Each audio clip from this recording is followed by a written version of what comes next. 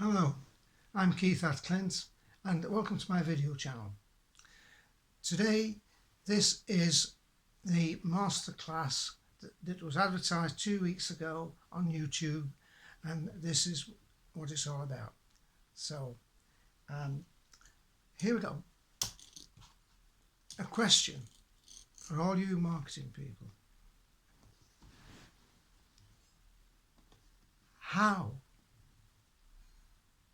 do you sell a product that nobody wants? Big question. You've got a product, nobody wants it. Yet, this video will show you how I overcome that objection and achieved sales nationally and internationally in 30 countries at least. And how long will it take you to do that? Okay, look at this. Ask you another question. How long will it take from concept design to realization? And that may be just a model. It may not be a working model. Well, usually a typical time scale would be maybe 3 months to realization, and it could take another 3 months before you get a working prototype that functions. Professional people that undertake feasibility studies could quote anything from between maybe 50 and 100,000 pounds. That's one quote I had, but I've not got that kind of money to throw away. So I did it all myself in-house, and this video is going to tell you how it was achieved. But at the moment we have to consider the people who are watching this who are interested in home workshops, because this video is about those people as well who want to start their own business. I'm going to show them how to make a product and make their home hobby work profitable. So those people who are watching, keep watching, because this video today is going to include certain things that you will need to know and find it interesting. Okay, so I would at this stage would like to ask all you viewers, all you nice viewers, if you please subscribe to my channel and hit the like button, if you will. I'll be rather pleased about that, and it gives me an idea of my marketing of this video, how that's going well, and if it's not going well. You can leave comments as well, I don't mind. But here we go. I'm going to tell you that this, okay, it started by accident, but to be more accurately, it wasn't an accident. It was more of a unintentional occurrence as a result of meeting someone else. And how I met this person who gave me the inspiration excuse me, to continue manufacturing and marketing, I decided I need to do something other than work for other people. And I had a lot of sales experience, and the problem was the products, sort of home improvements and things like that, is predominantly commission based, and I got a bit tired of the people who I was representing getting the contracts signed and everything, and invariably they very often let you down. They didn't deliver the goods, and who suffers as a result of that? I do, or you do, if you're in that unfortunate position. So that's not much fun. So I need to do something which I have got full control of. I've had the sales experience, and I always had an ambition actually to represent a big company internationally. I thought that would be rather nice. I didn't know that this project I was working on, what I'm telling you about now, would lead to that at this stage. But anyway, I started off to be autonomous, selling something that I thought I would be good at. And I needed to know what it was that I knew quite a bit about, and what I knew well, a subject. And that was machine tools. So I knew that quite a bit about machines and machine tools and engineering things and all that. So I thought that would be a nice thing to sell. So I started to buy and sell second-hand or used machinery, because I didn't bother looking to get employment in that capacity, because I'd be back to square one again. So I was buying and selling machine tools, and most of them were ideally suited for the home workshops. But I did sell some big stuff as well. Anyway, along came this guy who wanted to buy a lathe. We'll call him, his name was Eddie, and I called him Eddie Duck.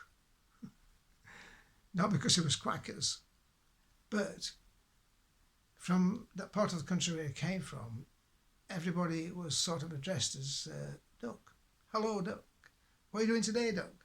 Ah, come round this evening, Duck. So everybody was a Duck. So I called him Eddie Duck. He's a nice guy, very nice. And he was actually a tattoo artist, and he wanted to buy a lathe. I thought, what's he want to buy a lathe for?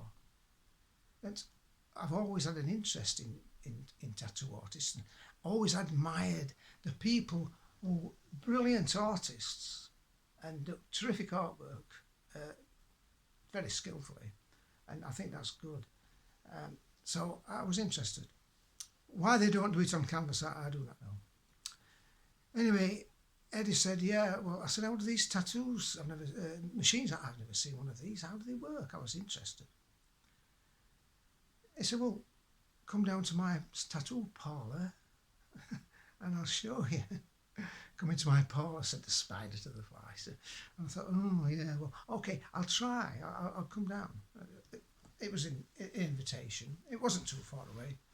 And I went down to his place, and he showed me a tattoo machine. And where he wanted this lathe, he wanted to make one or two parts for this machine. So, he did buy the machine, it was very nice, and he said to me, this is it, and this is the part I wanted to make. I said, well, the machine will be within its capabilities. So he said to me, well, do you think you could make one like this? And he showed me this machine, tattoo machine. I'd look at it, and I said, well, no, I couldn't possibly make one like that, but I can make one better. And he was a bit surprised about this, and he said, well, make me one then. So I asked him a few questions, and I agreed to make a machine for him. And that's how I sort of get started, and the interest in the tattoo industry, that's how it began. I very quickly made a machine within a few days, and because I knew what I wanted because of my previous experience in design and machining techniques. I took it down to him to have a look at, and he was really impressed. He said, this is fantastic. I thought, oh, we've struck gold. He said, well, so there you go, okay. He said, look, he said, I'm going to this tattoo meeting next week, which was in Stoke-on-Trent in the UK. And he said, come along, you'll like it. You see lots of interested people, and bring your machine, because everybody will like that machine. They'll want one. So I thought, well, that's a good invitation anyway. However, I was in for a bit of a rude awakening, and when I went along with my machine, with Eddie Duck, and it was in his hotel, Holiday Inn or something somewhere. And it was a big culture shock. Why is that? Well, this person stood up in an open forum, having spouting and speech, speaking, whatever, and he expounded on, how specially selected the tattoo industry is, and they don't like outsiders coming in at all. No. And he said, well, it's come to my notice, this is him talking, and he said that there's certain people here today, and he's referring to me because he'd seen my machine, and he said there's certain people here and they're making tattoo machines, but they're not tattoo artists, so we don't like this. Yeah. The next thing he's saying is, what we need to do to discourage this, we need to go around and break a few legs. Oh, impossible. I couldn't believe what I was hearing. It's so crazy. Nobody challenged him on it, and I thought, well, I'm in the wrong place here. Definitely. I didn't like it. There's some unsavoury looking characters thereabouts, and I thought I might be in imminent danger. There were some nice people there as well, don't get me wrong, there were some really nice people, but there's some unsavoury characters. I wasn't impressed.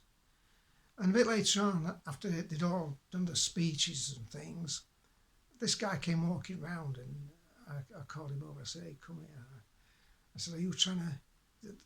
I wasn't, that speech of yours. I said, are you trying to impress me or something?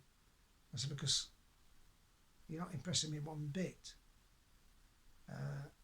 I think you'd be much better off if you'd leave design and manufacturing of machines and things like that, equipment, to the people who don't know what they're doing, like engineers, like myself. Well, that would leave you more time to concentrate on your scratchings, wouldn't it? So scratchings.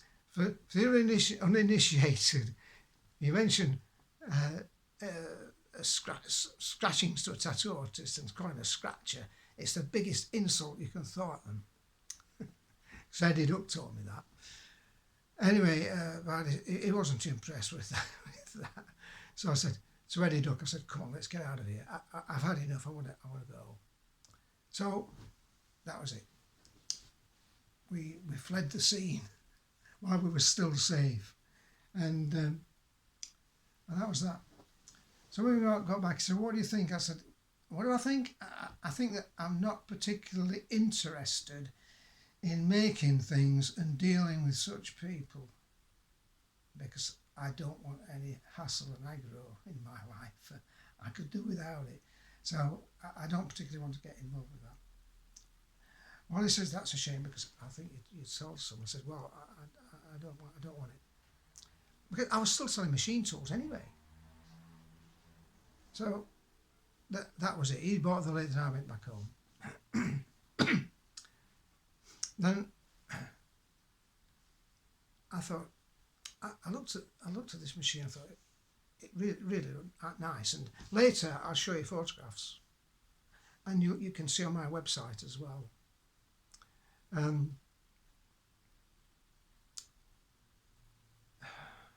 The website is called Klint.co.uk. I'll try and bring it up on this device here.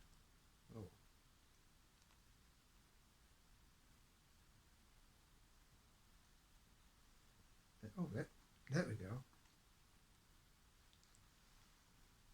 That's my website opening page. Keith at Klint.co.uk, and it just says the best tattoo machine in the world. pretty bold statement, don't you think? Well, just because I'm saying it's the best tattoo machine in the world doesn't mean to say it is. But I didn't really say that anyway, because I'm only going on what people told me. And later on in this video, I'm going to show you some documentary evidence, handwritten letters from people who support that view. It's a really nice piece of kit here. So you'll see them later. And you'll also see them on my website. They're all genuine and they're handwritten. They're not typed, so there's no forgeries going on here. So let me just have a little drink to keep moist. So there I was with a machine which I still liked, and I thought, well, it'd be nice if we could have another market for this. In fact, it looks so clinical. I thought, it's the sort of thing you would see in hospitals. But then I thought, well, why do I want a tattoo machine in a hospital? That's no good. I've never known it.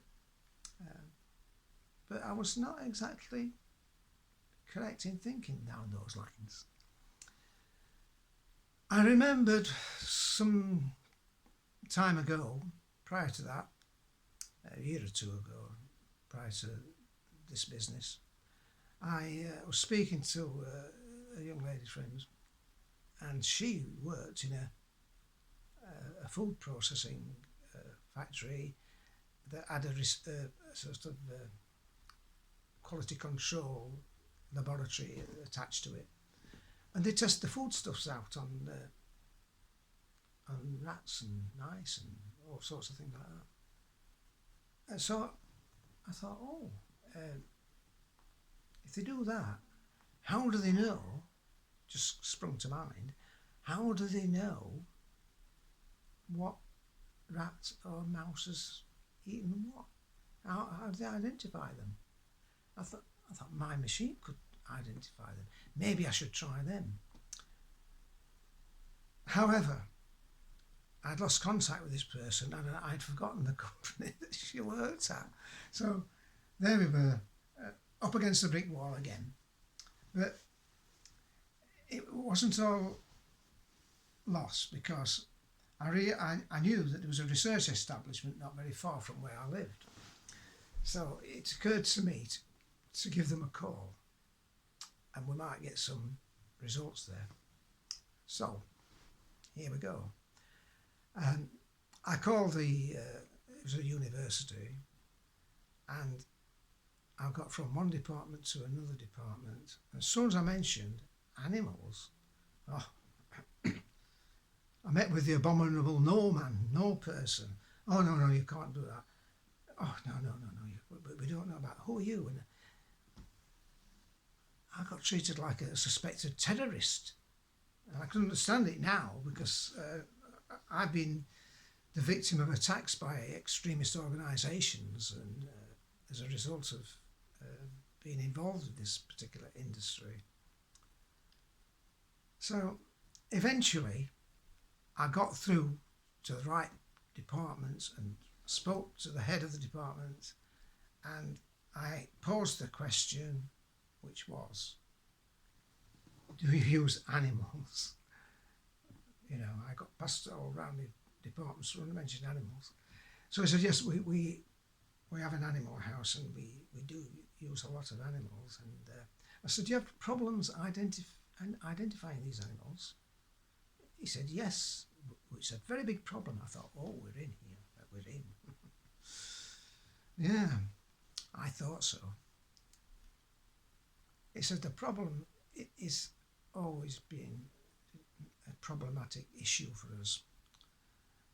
Why, what have you got? I said, well, I've got something that'll probably solve your problem, and I've got a tattoo machine.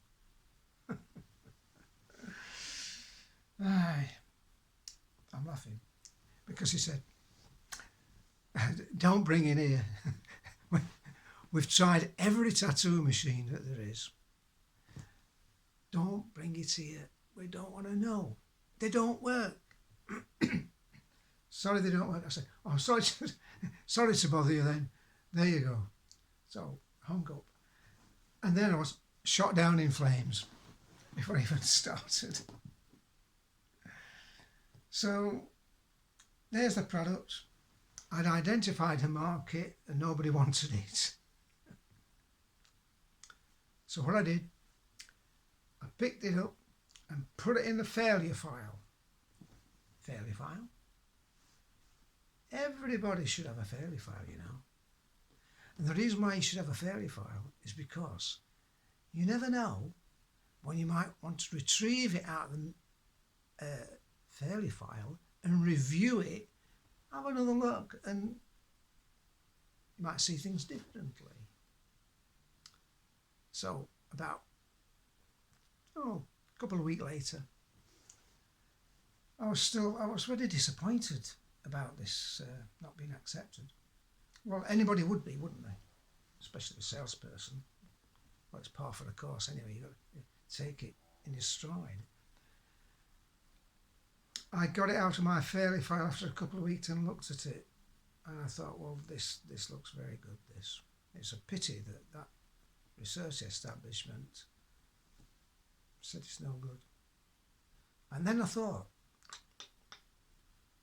that guy who I spoke to, he thinks I was going to show him a tattoo machine. Well, it was, wasn't it?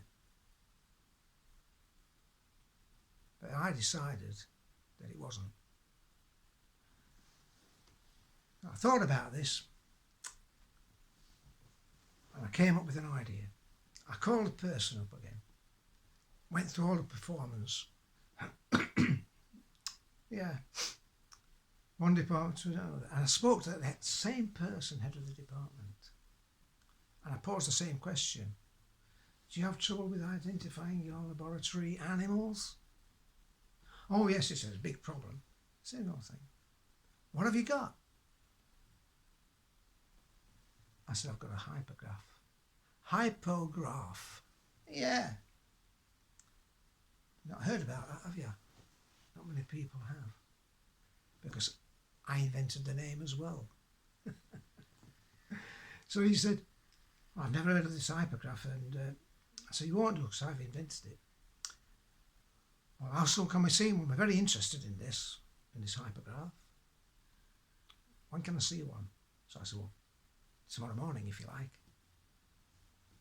And there we were, the next morning, in his lab with a hypograph. So it was all a bit of a rush. And I mean, I wasn't sure. I mean, I don't do tattooing. I wasn't sure how to do anything really in that respect. And he said, well, I said, what animals are you having the problems with? He says, well, we've got problems with the rats, you know. Rats? Oh, well, anybody would have problems with rats domestically, but from my point of view, I've got a complete aversion to them. I just don't like them. Oh, rats. I'm trying to keep away from them. I couldn't bring myself to touch. Although these rats, what they had, they were lovely white ones, and that. But I just couldn't psychologically handle this rat business. But I was forced into a situation whereby, here we are. So he says, well, I'll bring you a rat, one of our rats, and you can mark it. I says, oh, okay, yeah. Oh, bring it on. Bring his brother and sister. So he brought the rat, and he said, okay, well, I'll hold it and you can mark it. I said, well, I'm going to mark it. And he says, well, we mark its ears. We always put marks, we put marks in the ears for identification purposes. So there are dots on one ear, 3 dots on the other, and arranged in a code. So I said, there you go, mark it. Now I have to tell you,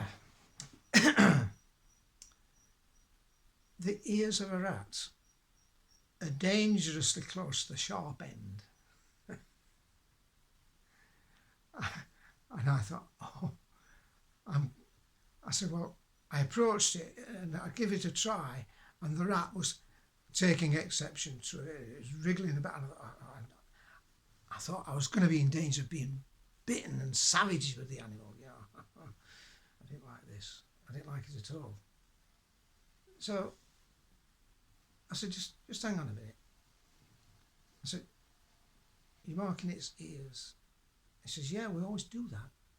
I said, but this rat has got a beautiful long tail. We could put some numbers on the tail. I was convinced I could put 10 characters on the tail of this rat. And it's be easier to see and everything, wouldn't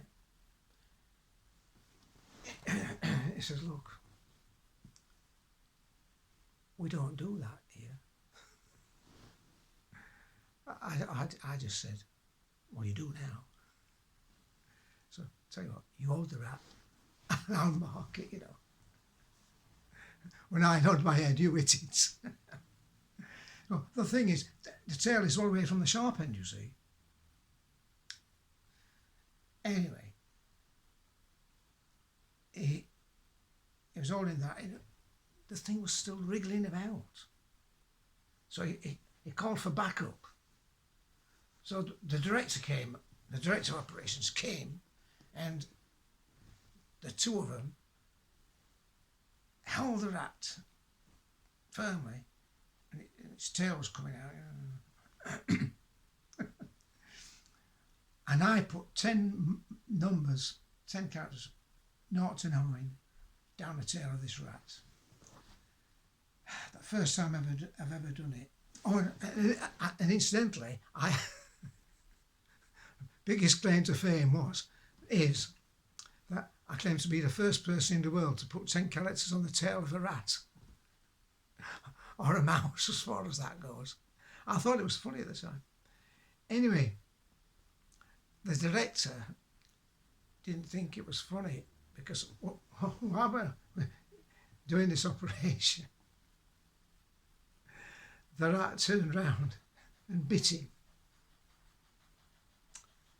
It sunk its teeth into his finger, and he was walking. He says, I'll be back in a minute. Can you imagine the director walking round with the rat dangling off his finger like that in the lab? He said, I'll be back in a minute. I thought,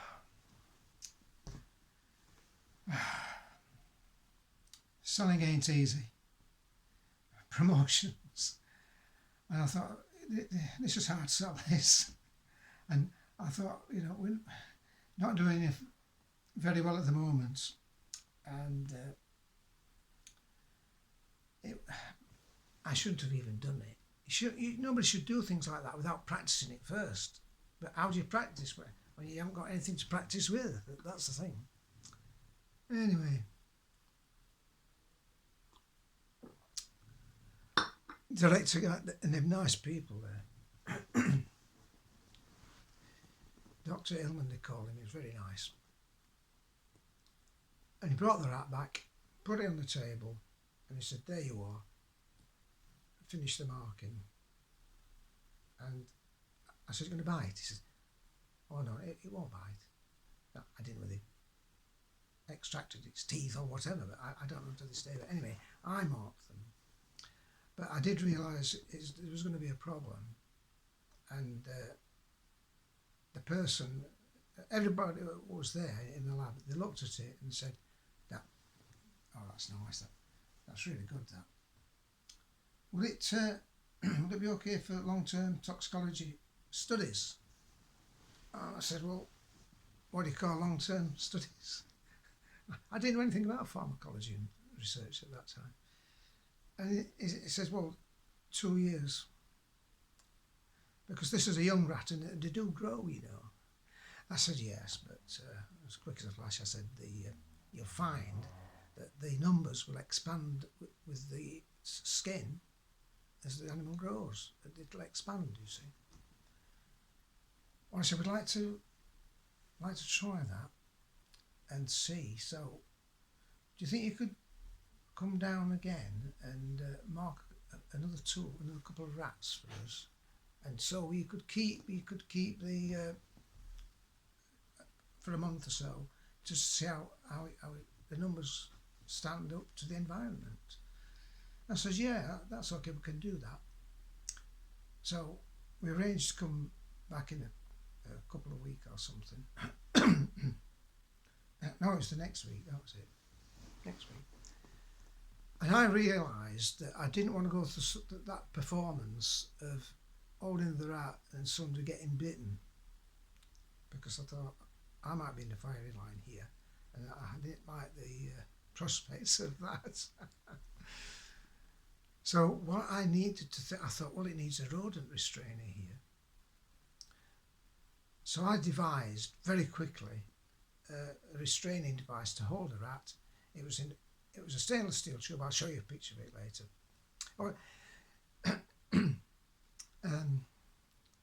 I think you'll find one in my on my website. Anyway, I made this. It was quite a nice piece of look. Nice.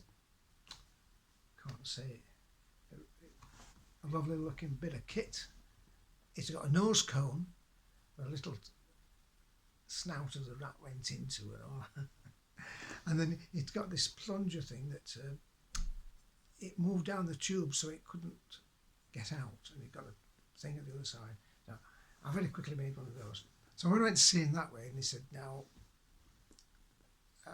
the only problem we've got here, I think, is restraining it. I said, well, I've brought a rodent restrainer. Oh, well, that's good, he said. He liked it. Anyway, it worked. So that was it. Marked 2 rats, and he said, can you leave them? I'll leave, I didn't want to take them. So come back in 2 or 3 weeks. So I said, yeah, I'll do that. So we left it a month or so. And I called him and said, yeah, come down, it's looking good. So when I went down there, he gave me an order straight away, and he said, this is really, really good. And, you know, you're going to sell a lot of these. What I'm going to do, he told me that he would give me some referrals. And he gave me 4 referrals. Not too far away. One was the University of Manchester. The other one was Ciba-Geigy at Alderley Edge. And the other one was ICI Chemicals. That's 3. Oh, there's 4. I know you're counting, so one more. And the other one was Hazelton Laboratories at Harrogate. That was 4 referrals. So I went along to the first one and demoed the equipment. They ordered one. Very nice. I went to this, and that was at Ciba-Geigy, and I went to the others, Alderley Edge, ICI, Manchester University, Hazelton Laboratories. 4 demos, 4 prospects, 4 conversions, positive sales. Wow.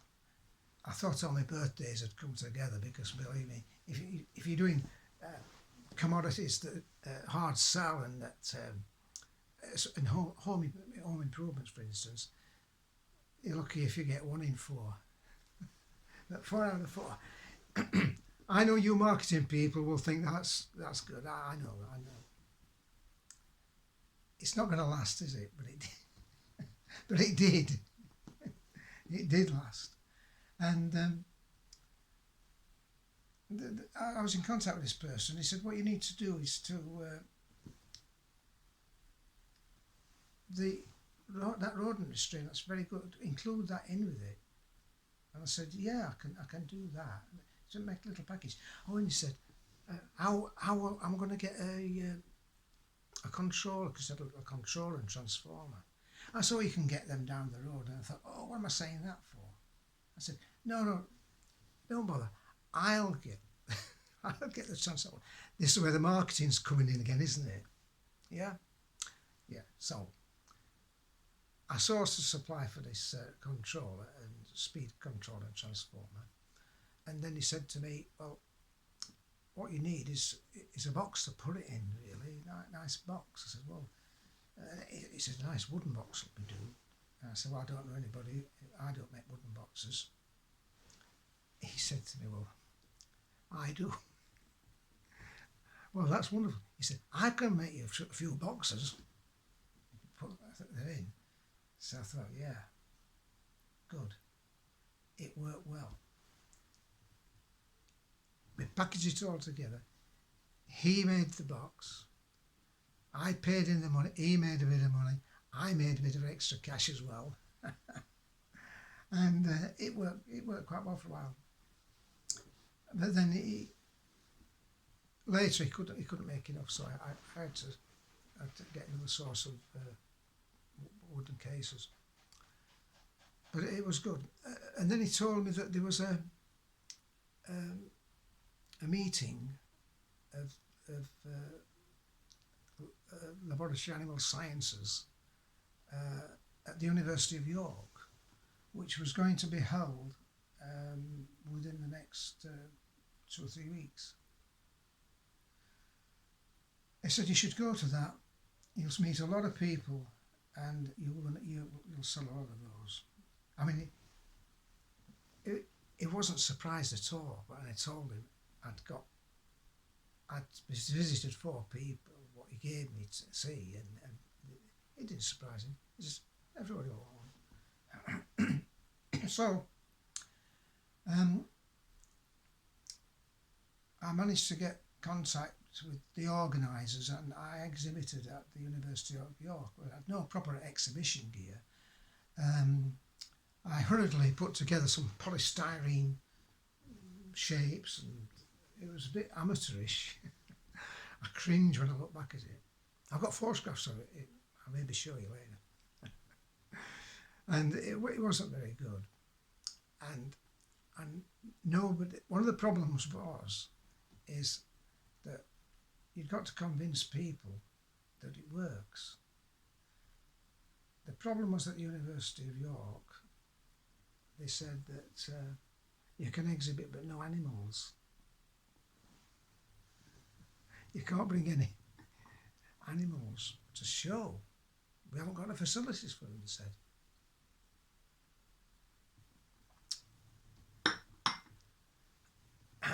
I wasn't going to take that lying down. I went there with Pixie and Dixie, the 2 rats, and they were a month old by that time, and maybe 2 months. So I hid them, and it caused quite a sensation because people were coming, and I took them round the back of the stand and said, "Oh yeah, it does work. You know, how do we know?" I said, "Come and look at this." So I said, "Oh, this guy's bought 2. He got 2 rats. Shouldn't have any animals in it." And it was good. Everybody was coming and looking. So I received orders as a result. It was very nice. So everything was going fine, and then this person said to me, "There's other exhibitions as well, and the next exhibition will be held in Holland, in Utrecht." I thought, sounds expensive to me. So I finished up going to Utrecht, and I didn't take any animals there. Anyway, I shall tell you about that on a future video. But the thing was, while I was there, it generated sales and interest. And I was also invited to attend another exhibition that was going to be held in Dusseldorf. I was getting to move quite around a bit, and I was getting to be quite well known in the business. And by that time, I've got a professional exhibition stand all sorted out, professionally made, and I was not happy about that. So, I drove over to Utrecht and then over to Dusseldorf and another time. And then while I was there, this guy from the USA, the States, he was there and he said to me, we've got an exhibition coming up shortly. I thought you might like to attend with your machine. And I said, yeah, it's where is it? So it was in Atlanta, in Georgia. So I thought, yeah, okay. I dread to think about the cost was going to be prohibitive. And I made it more expensive than I should have done, because I did go to this place. It was the first time I'd ever been to the USA. And I shipped my exhibition gear over at great expense. And then we got problems when we got there, because they didn't want you to get it out of their storage place. It had to be done by employees of the establishment for safety reasons. Yeah. My stand, I knew how to put it up. They even wanted to assemble the thing. I wasn't having that. So I said, just bring it in, leave it. And they did. And I sorted it out. And there, I was in Atlanta. And there was one or two people there what I saw from other exhibitions as well.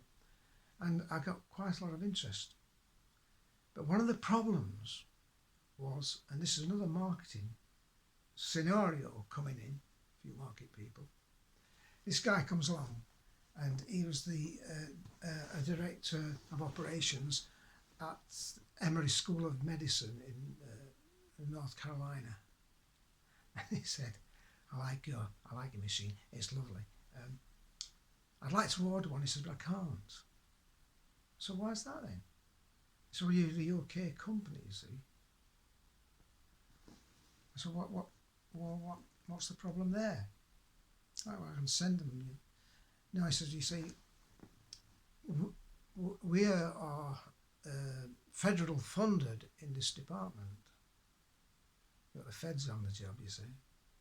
So it's federal funded, and one of the criteria is you can only purchase things that are sourced in the United States. What do? Shot down in flames again. So I didn't travel 5,000 miles or whatever it is to Georgia just to be told that this guy wants one and he can't have one, so I'm going to do something about this. So I did. I said to him, so if you can order in the United States, you'll order. He says, I'll give you an order now if you've got that. I said, watch this space, I'll be in touch.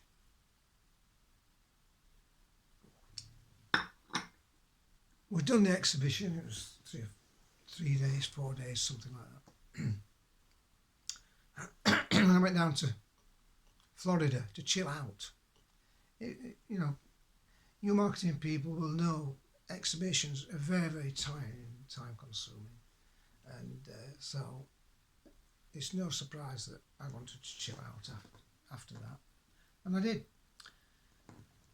I was going down for a couple of weeks, but I'm thinking about this, and I thought, I need to establish a base in the USA. So, after a few days, I drove back up into Georgia, up into to Atlanta, and I stayed at the same hotel, which was the Atlanta Hilton, rather posh, nice 5-star. lovely. And I stayed there. Within 24 hours, I'd established an American company's registered name, which was Langley Machine Tools America Inc. Incorporated, all done and dusted. I sourced an office there, in a very prestigious place on Peachtree Street, at the Peachtree Plaza, very prestigious. And I'd arranged an office to handle all the correspondence and everything. And within 24 hours, even had a phone put in as well. You could do that in the States in those days. Whereby in the UK, you might be waiting 3 months, you see. So I did that. And as soon as the phone was installed, I phoned him up from the office. I was paying big bucks for, and spoke to this guy at the Emory School of Medicine. And I said, Keith here, this hypergraph you wanted. He said, yeah. I said, I've got an address in the United States. It's okay, I'll give you the order number now. Good. Give me the order number. Straight away. No messing. It was lovely. So that's how I overcame. I wasn't going to let a prospect slip through my fingers. And that's how I conducted the business. And it went on for quite a while. I thought that was quite successfully. And then I heard that there was a tattoo convention, being held in Philadelphia. And that's where they keep the Liberty Bell. And you get a history lesson here too, you see. And I thought, I wonder if the American tattoo people are any different to the UK people. And to my pleasant surprise, they were. They seemed to be a lot nicer. They were definitely a lot more professional. There was no mention of breaking legs. And not even in a theatrical sense. But I did attend that meeting that they had in Philadelphia, and that was one of the, I think it was at the Holiday Inn or something like that. And it was very enjoyable too. As a result of that, I got 1 or 2 inquiries from tattoo artists in the States, which I've got the orders and thank you letters. I'll show you later. So it was rather good. When I finished with Eddie Duck, and I thought, this was very good. This machine I made. I decided to patent it. Yeah, patent it. So a lot of you people might not have seen a patent certificate. There's one. It's all in very flowery language, Elizabeth II, by the grace of God and United Kingdom of Great Britain, territories, head of Commonwealth, defender of the faith, and all that is very, very flowery. So they granted me a British patent. I was very happy about that. And then you must log on to my website, which is, I mentioned before, which is klint.co.uk, and you'll see that image, which was something I did in 1976, an early model tattoo machines, which I made for Eddie Duck. and that stand, I made that as well. And then that I mentioned the wooden box business there, and there's a stainless steel tube. You can just see all marketed in a package. Marvellous. Very quickly. Yeah. Not very professional. Did the job. You notice the numbers on the tail of the rat. And then I back everything up. I don't just say these things. And that was the Atlanta Hilton, and that was in Indiana, another one, and that was the exhibition gear there. So but you can see more on my website. The interesting thing was I also appointed agencies in all over the place. Oh, that was the instruction thing I did. I appointed agencies in Japan, New Zealand, Australia, Singapore, Hong Kong, and the United States, and various other places. And in fact, that was a nice little marketing. Whoops, my Japanese agency did that, and got some nice letters from them too. So there we are. And I got from tattoo artists. There's a guy here. I'll just read it to you because it's awkward to see these. But he said this was from this guy called Doc Forrest in Sweden, and he's saying the machine I received is good and very handy. I'd like to buy 2 more. Well, that's good, isn't it? You know. And there's samples of his work that you can see on my website. And then another one from Hollywood, Sunset Strip Studio, active in Hollywood. And this is from this guy called Cliff Raven. He's saying, finally getting around to ordering one of your machines. Looking forward to using it. That's good. And they also send me Christmas cards as well. I get a good relationship. And the people, they were very good. But this is a very interesting letter, which I got from another customer and friend of mine. My customers usually become friends of mine. It's a good relationship, you see. This one says, I'll read it quickly. Dear Keith, very happy with both of my rotary tattoo machines and would like to purchase one more. Yeah, roll on. For my studio. I don't know how much money to send you, but let me know and I'll send the exact amount immediately. Then she says, I found another use for the machine besides tattooing. I have a friend who is an excellent scrim shander. It's like tattooing on ivory, and until now it's been a hand job. And a very slow process by hand. Now, I've got to use one of your machines, one of your rotary machines, and you can see from the enclosed photo how well it works.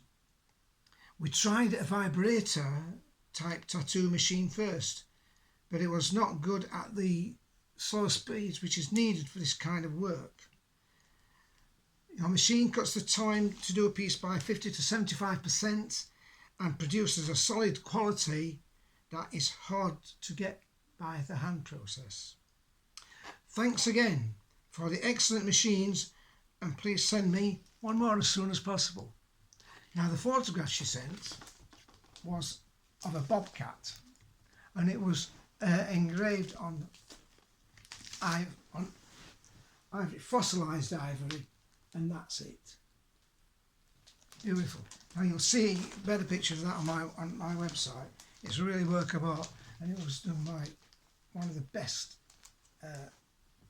artists in the United States.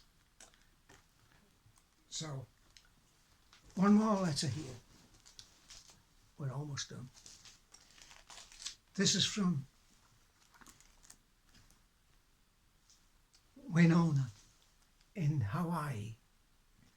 She's saying, "Hello Keith, we had a wonderful Halloween. Very busy and almost too much fun. I love the attachment to the machine. Use it some for drilling of nails and it works good. And did you see Dr. Goldstein in Honolulu when you were there? And have the fingernail tattoos been well received? And do they like the photographs? Hope you're well. We're fine. Right soon, Winona." Yeah. Well, I did go to Honolulu and Waikiki and different places. But these handwritten letters, you'll see them on my website, because to validate what I'm saying, so there's no scam, fake news on this site. They don't have it. This letter here was good. A really, really nice letter from Skin Deep Tattooing in Lahaina. And it was from a very nice person called Tony. And Tony was a friend of mine. And customer, of course. Customer first, then friends. She's saying, this is a really good endorsement, this. "Thank you so much for choosing Skin Deep Tattooing to test out your new nozzle adaptation for the Langley tattoo machine. The new nozzle works perfectly. The needles come out straight and true with no bounce at all at any speed. I've used it on tough suntan skin at high speeds and at low speeds for the delicate eyeliner work I do. And I'm completely satisfied with the Langley machine's operation. We also used it in our Waikiki studio with different power sources and it works perfectly. The Langley machine appeals to our clients because of its quiet operation, and our artists love it because of its clean, high-tech appearance. The Langley machine makes a perfect straight line every time and does not damage the skin at all. I feel that the Langley machine is exactly what the tattoo industry has been waiting for over 50 years. And I give it my highest endorsement." What a letter that is, yeah. Then she says, this is a killer one, look. They said the money shot. "Thanks again for letting Skin Deep Tattooing be the first to use your new system. It's wonderful." What about that then? That's good. So, there's all sorts of other artwork you can see on my website. But now, that concludes more or less the video and the marketing masterclass, which I think it's got some interesting features in, and it might be a bit unorthodox, but there you have it. If you keep subscribing to my channel, I'd be much obliged, and if you like it especially, I'll be delighted. I'll be posting more videos, also on you people who've been looking to start your workshops, and I'm going to introduce products that I know you can make and will work, and there'll be free tuition as well, and you will have the opportunity to join Klint's Academy, and you do that via my website. Send me a message on the contact us page, and it'll be all on YouTube as well. So if any of you marketing people